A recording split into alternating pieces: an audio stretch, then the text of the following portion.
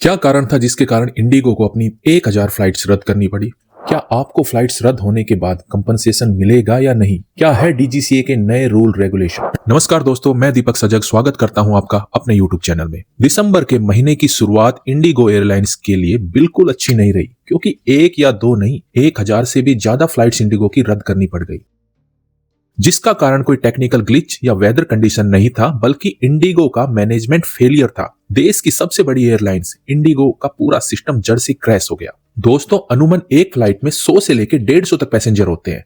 अगर 1000 फ्लाइट्स रद्द होती हैं, तो आप अंदाजा लगा सकते हैं कि फेलियर कितना बड़ा था। हजारों लोग दिसंबर की इन सर्द रातों में बिना किसी व्यवस्था के एयरपोर्ट पर सोने के लिए मजबूर हो गए। आप अंदाजा लगा सकते हैं कि हालात क्या रहे होंगे जब एक पिता को अपनी बेटी के लिए सैनिटरी पैड्स की गुहार लगानी पड़ी, वो दूल्हा जो अपने ही रिसेप्शन पे नहीं पहुंच पाया। आप अंदाजा लगा सकते हैं कि उस परिवार पर क्या गुजरी हो। इंडिगो की लापरवाही के कारण किसी की जिंदगी का सबसे खास दिन इस सिस्टम फेलियर की भेंट चढ़ गया। इस सिस्टम फेलियर के शिकार बहुत से लोगों की वीडियो व उनका गुस्सा सोशल मीडिया पे वायरल हो रहा है। जरा सोचिए, ये सारी व्यवस्था ठीक उस समय सामने आती है जब रूस के राष्ट्रपति व्लादिमीर पुतिन भारत आए हुए थे, या वो समय था जब पूरी दुनिया की नजर भारत के सामर्थ्य पे लगी हुई थी। आप खुद सोचकर देखिए, दिल्ली और मुंबई एयरपोर्ट पर यह अराजकता देखकर यहाँ आए हुए विदेशी यात्री और डेलीगेट्स भारत की कैसी छवि लेकर अपने देश वापस गए होंगे। यह दिखाता है कि इंडिगो की लापरवाही ने सिर्फ यात्री को नहीं सताया, बल्कि वैश्विक मंच पर देश की साख को भी दांव पर लगा दी। यहाँ तक कि सारे सिस्टम के फेलियर को देखते हुए बिजनेस टाइकून हर्ष गोयनका ने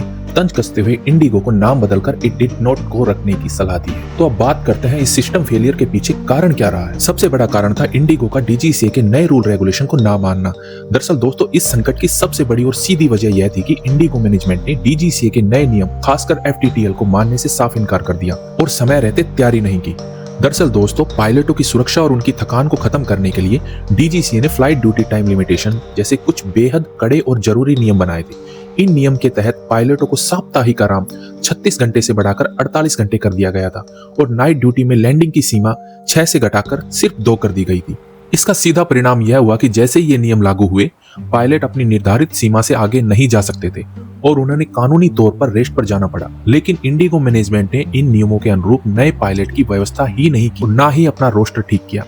नतीजा, प्लेन तैयार थे मगर उन्हें उड़ाने वाला कोई नहीं था।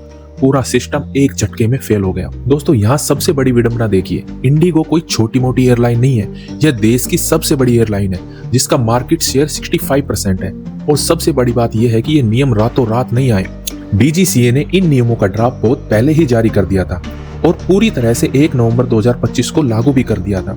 यानी इंडिगो को तैयारी के लिए पूरा समय मिला था। और यहाँ सबसे बड़ा सवाल खड़ा होता है, जब डीजीसीए का नियम सब एयरलाइंस के लिए एक समान था, तो सिर्फ इंडिगो ही क्यों धराशायी हुई? बाकी बड़ी एयरलाइंस जैसे एयर इंडिया, विस्तारा इन नियमों के अनुरूप नए पायलट्स की समय पर भर्ती की और अपने मौजूदा पायलट के रोस्टर को बेहतर तरीके से व्यवस्थित भी किया।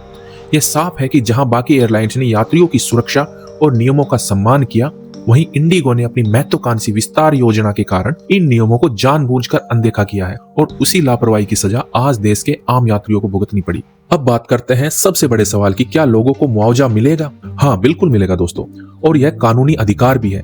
डीजीसीए का नियम, जिसे civil aviation requirement CAR section 3 series M part 4 कहते हैं, वह साफ कहता है, अगर इंडिगो ने आपकी फ्लाइट कैंसिल होने की जानकारी 2 हफ्ते से कम समय में दी है या फ्लाइट 4 घंटे से ज्यादा लेट हुई है, तो आप मुआवजे के हकदार हैं। देखिए, पहले एयरलाइंस क्या करती थी, वे अक्सर टेक्निकल ग्लिच या मौसम खराब होने का हवाला देकर यात्रियों को मुआवजा देने से बचने की पूरी कोशिश करती थी, परंतु इस बार ऐसा नहीं है। इंडिगो के CEO पीटर एल्बर्ट्स ने खुद माना है कि यह कोई मौसम या टेक्निकल खराबी नहीं थी, बल्कि यह उनकी अपनी ऑपरेशनल गलती थी। यानी CEO के इस बयान ने ही कानूनी तौर पर यह साफ कर दिया कि यात्रियों को डीजीसीए के नियम के तहत मुआवजा हर हाल में मिलेगा। हालांकि दोस्तों, यात्रियों की परेशानी को देखते हुए डीजीसीए ने फिलहाल इंडिगो को फरवरी 2026 तक इन नए एफटीटीएल नियमों से कुछ रियायत दे दी है, ताकि वे अपनी फ्लाइट्स को वापस पटरी पर ला सके और रोजाना होने वाली कैंसिलेशन को कम किया जा सके। अगर आप आने वाले दिनों में यात्रा कर रहे हैं, तो मेरी तरफ से 2 जरूरी सलाह हमेशा याद रखें। घर से निकलने से पहले अपनी फ्लाइट का स्टेटस जरूर चेक करें, यह आपकी पहली जिम्मेदारी है।